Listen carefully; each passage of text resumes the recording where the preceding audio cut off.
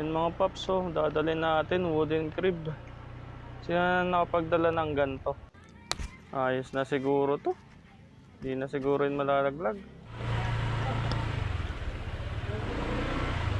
Mga paps, dito tayo sa Caloocan South. Dala natin wooden crib. Malapad, tapos ganito dinadaanan natin. Ang hirap.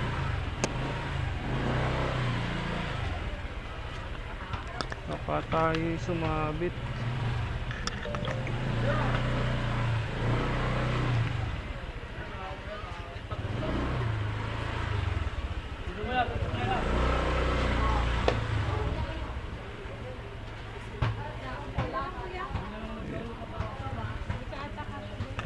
Doon niya pinin sa labas eh.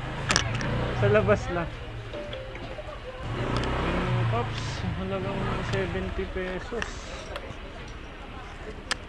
Tapos na natin deliver dito sa Caloocan South.